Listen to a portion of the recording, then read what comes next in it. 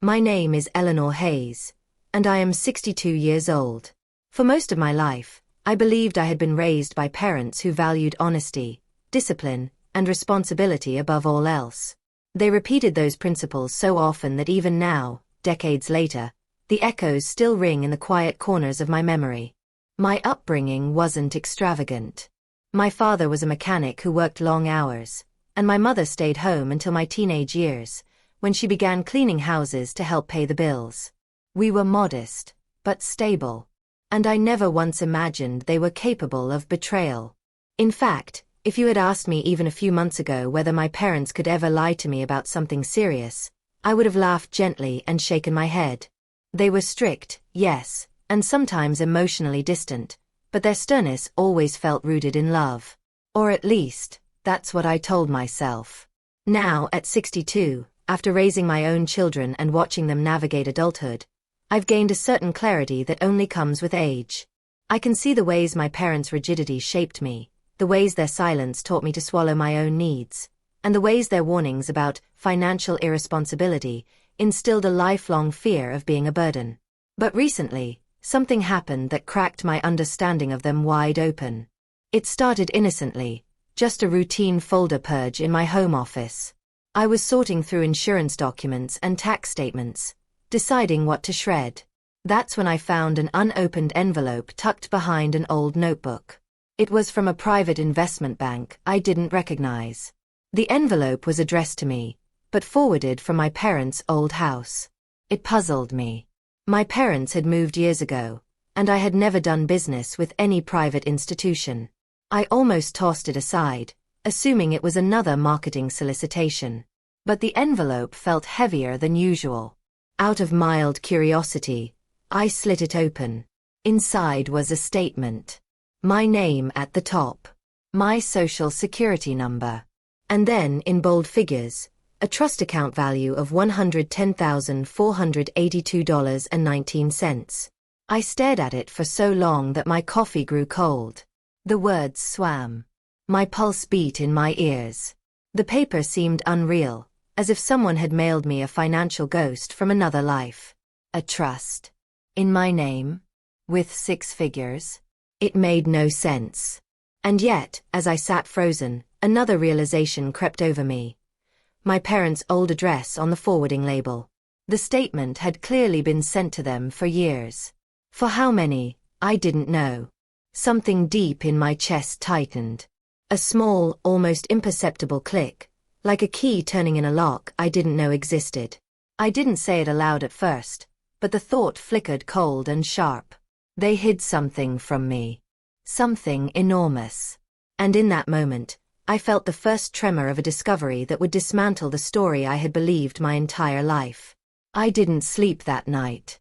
I sat at my kitchen table with the trust statement in front of me, drinking tea until the sky began to pale. My mind kept circling back to the same question. Why hadn't they told me? My parents weren't wealthy. That much I knew. They had counted every dollar, clipped coupons, and chastised me whenever I suggested I wanted something unnecessary, like a school trip or a nicer dress for choir recitals. Growing up, we lived under the constant mantra that money was scarce and must be guarded. So where had this trust come from? The next morning, I called the number on the statement. The representative was polite but firm. She couldn't disclose details without an in-person verification or the original trust documents. But she confirmed something that made my breath hitch. The trust had been active since 1982. I would have been 20 years old. And the annual statements had been sent, consistently, to my parents' home. I felt an odd mix of nausea and disbelief. I thanked her, hung up, and sat staring at my hand gripping the phone. My parents had received these notices every year. They had known about this trust since I was barely an adult. I called my mother. She was 84 now, living with my father in a retirement condo 20 minutes away. Her voice was thin and cheerful as always. "Mom," I began, "I found something in the mail. Something I think you know about." Silence. Then a wariness slipped into her tone. "What is it, Ellie?" "A bank statement. A trust. In my name. Another long pause. My father must have been nearby, because I heard her muffle the phone and whisper sharply. When she came back on, her voice was controlled. Oh, that. Yes. We know about it. We know. I repeated. Mom, why didn't you ever tell me? It was for your future, she said briskly. Your grandmother set it up before she died. Your father and I agreed to manage it responsibly. We didn't want you wasting it. I felt the sting of those last words. Wasting it. As if I'd been some wild, reckless creature all my life. I had worked since I was 16. Paid my way through community college. Raised 2 children largely on my own after a difficult divorce. And never, not once, had I asked them for financial help. Mom, I said slowly, that's not your decision to make. There's no point getting emotional, she replied. We handled it wisely. And you don't need it now. My heart dropped. What do you mean I don't need it now? It's mine. Another whisper exchange. Then my father's voice, worn and gravelly, came on the line. It's gone, Ellie. The world seemed to tilt. Gone? What do you mean gone? We used it, he said flatly. Over the years. For the family. For things you benefited from. My mouth opened, but no words came. Benefited from? I had worked 2 jobs through my 20s. I had bought my own car. My own books. My own everything. I felt cold all over as he continued. It was better this way. You wouldn't have known what to do with that kind of money. In that moment, something inside me fractured cleanly, like glass under strain. My parents had stolen from me. There was no other word. And for the first time in my life, I realized the line between love and control had been drawn with their hands, not mine. I grew up believing my parents were frugal out of necessity, not choice.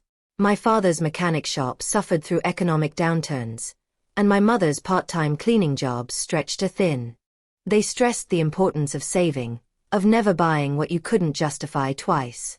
Looking back, their fear of losing control, financial or otherwise, was the undercurrent of my childhood. I was their only child, and that brought a certain intensity to their parenting. My mother hovered over my schoolwork, correcting even minor grammar mistakes. My father enforced rules with the rigidity of a military officer. If I challenged them, I was labeled ungrateful. But despite their strictness, I tried to believe their intentions were good. Even in adulthood, when they offered unsolicited advice or criticized my decisions, I assumed they were acting out of love. So discovering they had concealed a 6-figure trust for decades forced me to reinterpret my entire childhood. Memory by memory, the truth rearranged itself. My grandmother, my father's mother, had always shown me a quiet, private affection. She lived 3 states away, and we visited her only twice a year. She was frail toward the end, but she had a sharp mind and a gentle presence. I remembered sitting beside her as she read old novels aloud. I remembered her hands, thin and warm, holding mine. She died unexpectedly the year I turned 20. We attended the funeral, and afterward my father handled all the paperwork, leaving no room for questions. I had assumed she passed on nothing but sentimental items. But now, the timeline clicked into place. She had created that trust for me. And my parents had taken it. Not accidentally. Not out of confusion. But deliberately. I tried to imagine what must have gone through their minds the day those documents arrived all those years ago. Had my father opened the envelope at the kitchen table, seeing the figure, $60,000 then, according to the statement, and decided it belonged to him instead? Had my mother nodded along, convincing herself that I was too young to handle it? That they deserved it more? Control. That was their motive. It had always been control. Control masked as protection. Restriction disguised as guidance. Manipulation hidden behind parental authority. And the truth of it burned. As I sifted through my memories, I realized how often they had made choices for me, for my own good. Which college I should attend. Which majors were practical, even which suitors they approved of. My ex-husband Daniel had once commented that my parents treated me like a child. I dismissed it then. Now I saw he had been right. They had viewed my life as an extension of their own. My future was something they believed they were entitled to shape, and apparently even fund, with money that wasn't theirs. What unsettled me most was the ease with which they admitted it. No remorse. No hesitation. Just a confident assertion that I wouldn't have handled the money correctly. But it wasn't their judgment to make. And the longer I reflected, the more certain I became that whatever they had used that money for, it hadn't been for the family as my father claimed. Not once had their lifestyle changed in ways that benefited me. No secret tuition payments. No help during my divorce. No emergency funds when I broke my wrist and couldn't work for 6 weeks. Nothing. Whatever motives they had, they weren't noble. And now that I understood the past, I knew the next step was unavoidable. I needed answers. Real ones. Which meant I would have to investigate on my own, quietly, thoroughly, and without their interference. The next morning, I drove to the bank branch listed on the statement. The building was more modern than I expected. Glass walls, quiet halls, polished floors reflecting soft lights overhead. I told the receptionist I was there regarding a trust in my name. After verifying my ID and having me sign a few forms, she directed me to a private office where a middle-aged advisor greeted me with a warm but cautious smile. "I understand you're looking for information about a long-standing account," he said, folding his hands neatly. "Yes," I replied. "And I believe I'm the beneficiary." Within minutes, he pulled up the digital records. And as the pages scrolled, my jaw slowly tightened. The trust had originally been worth $65,000, set aside by my grandmother from the sale of her small property. She had designated me as the sole beneficiary. My parents were listed as temporary trustees until I reached age 30. Age 30. My hands clenched. I was 62 now. That milestone had passed 32 years ago. And yet the funds had never been transferred to me. Instead, over the years, dozens of withdrawals had been made by my parents. Some small, some large, all categorized as trustee discretionary expenditures. Legally, trustees were allowed to allocate funds for the beneficiary's well-being. But these withdrawals told a different story. A used car purchase in 1987. A home renovation in 1993. Medical bills not tied to me. A vacation to Florida. A second used car in 1999. Debt consolidation in 2004. Another wave of renovation costs in 2008. My chest grew tight as I scrolled. Not once, had a withdrawal been used for my education, my children, or anything remotely connected to my life. It was theft parading around as responsibility. The advisor must have seen my expression, because he spoke gently. "Mrs. Hayes, I can request the complete file, including archived trustee correspondence. It may shed more light." "Please," I said. A few hours later, he returned with a thick folder. Inside were letters, mostly from my father, authorizing withdrawals. Some contained explanations that ranged from vague to deceptive. One note stuck out sharply. "Beneficiary is irresponsible with money. Trustees will allocate funds as needed rather than allowing her direct access." I stared at the line, the words blurring as my throat tightened. He had written that when I was 31, married, raising a toddler, working full-time. Irresponsible. I had stretched every paycheck, cooked every meal, juggled bills and childcare and exhaustion. But according to them, I didn't deserve what had been set aside for me. The advisor cleared his throat softly. "You have legal standing to challenge this," he said. "Especially since the trust should have transferred decades ago." I nodded, unable to speak. Later, after leaving the bank, I drove home in silence. Once inside, I spread the documents across the dining table. Each piece of paper felt like another betrayal laid bare. But even through the betrayal, a new emotion began to surface. Clarity. Not anger. Not yet. Resolve. My parents had taken something from me that wasn't theirs. They had lied for decades. And they had continued lying even when confronted. This time, there would be consequences. But before anything else, I needed every fact. Every document. Every piece of evidence. Revenge, ethical revenge, requires precision. So I picked up my notebook, clicked my pen, and began writing the timeline. By the time I finished, one truth was undeniable. They had never intended to tell me. Ever. And now that I knew, I would not allow silence to protect them anymore. Over the next week, I collected every shred of evidence. I requested full financial logs from the bank. I visited the county clerk's office to pull property records corresponding to the renovation dates. I dug through public filings and found a loan my father had sealed with private collateral, which now I realized had been my trust. Piece by piece, a picture emerged. This wasn't about helping the family. This was about maintaining an image. My parents had used the trust to fund comforts they couldn't otherwise afford, and they had done it all while lecturing me about responsibility. When I cross-checked the timeline with my own life, the hypocrisy hit harder. In 1993, when they renovated their kitchen with trust funds, I had been struggling to pay for my daughter Allison's asthma treatments.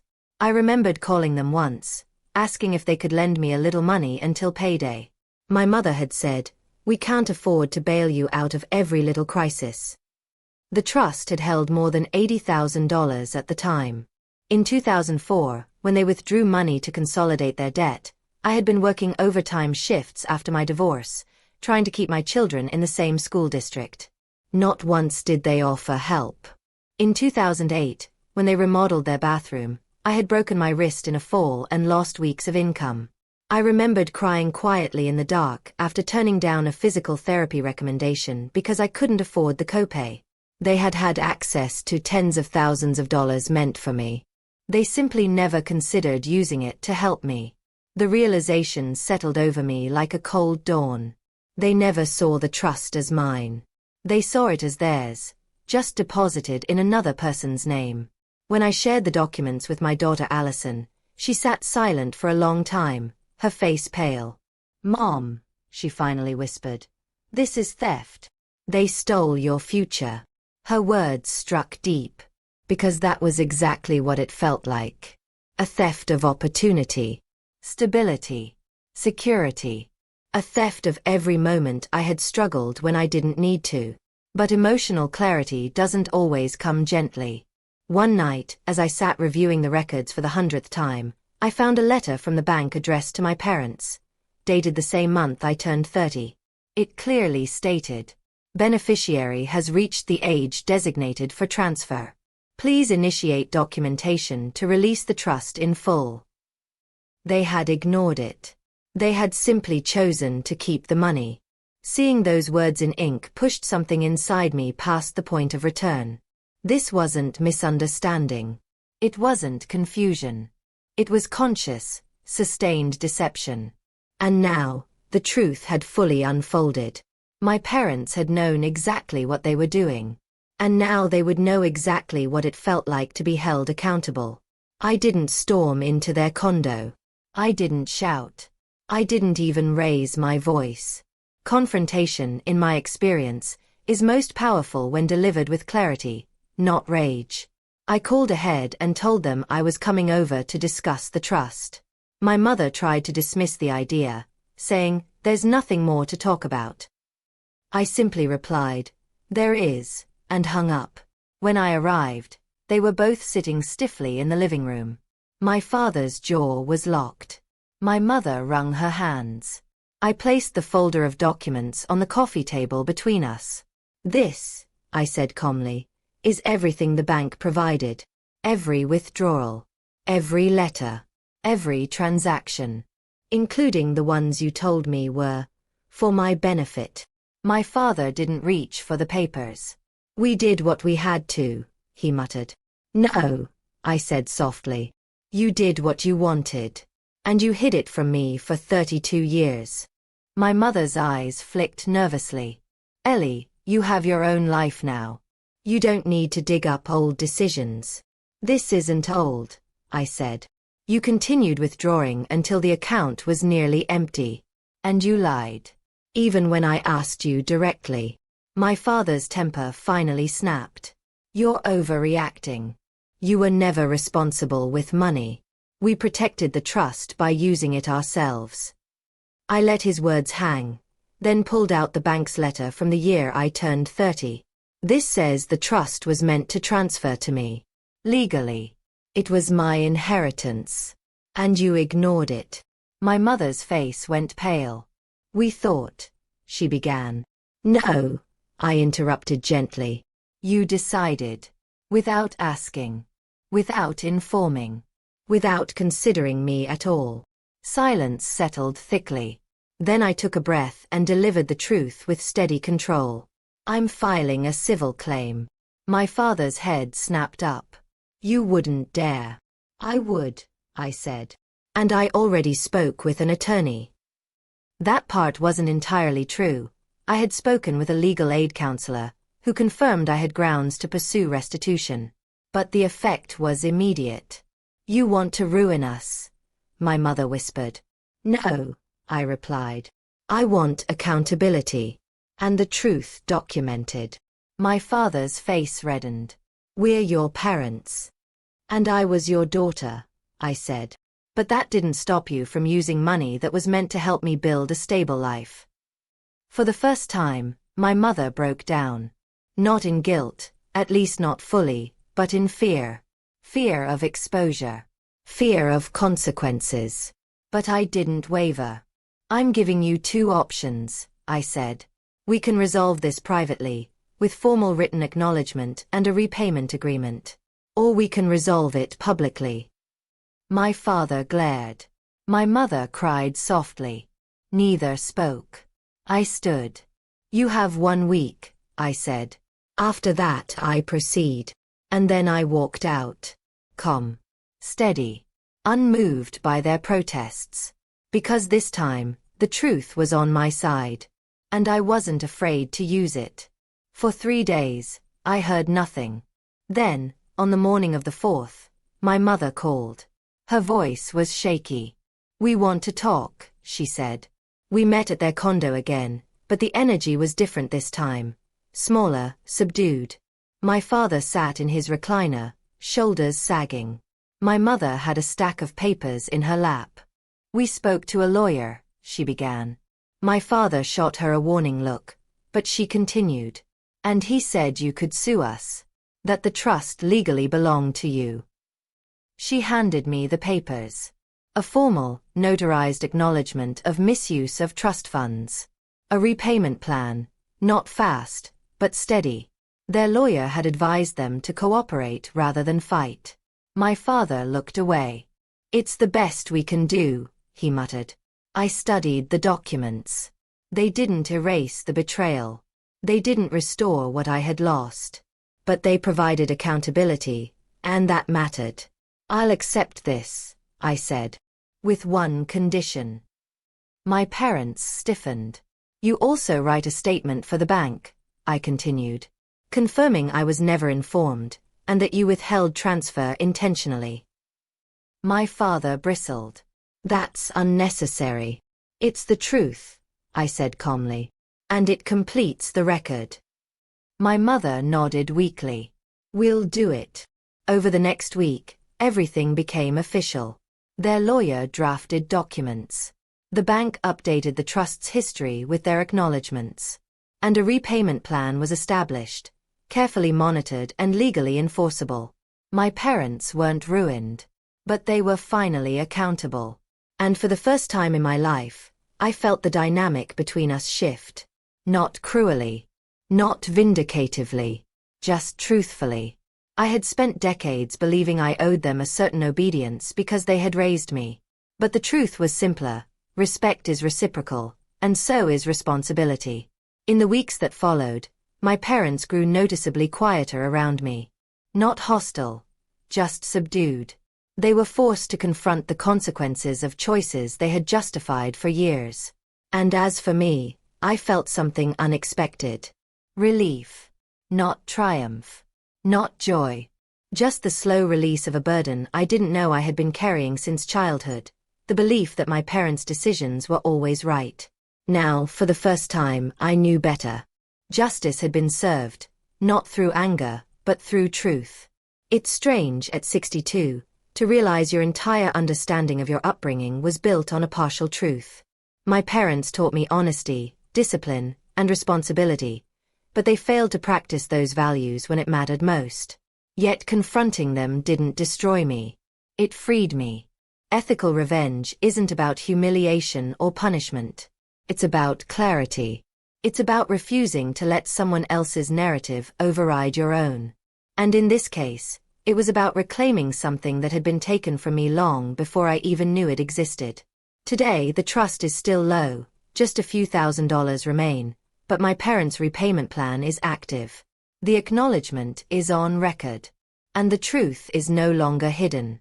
My relationship with them is complicated, polite but distant. There are wounds time may never mend. But I don't carry resentment. I carry understanding. The real recovery was internal. I learned that boundaries aren't betrayals. They're necessities. I learned that silence is a form of complicity, one I no longer choose. And I learned that justice, when delivered calmly and truthfully, reshapes the world quietly but powerfully. If you've ever uncovered a painful truth about your past, you know the feeling, a mix of grief, relief, and the strange clarity that comes with finally seeing everything clearly. And so I'll leave you with a question. If you discovered someone you trusted had taken something meant for you, your money, your opportunities, or even your voice, what would you do? Because sometimes, reclaiming what's yours is the most powerful form of justice.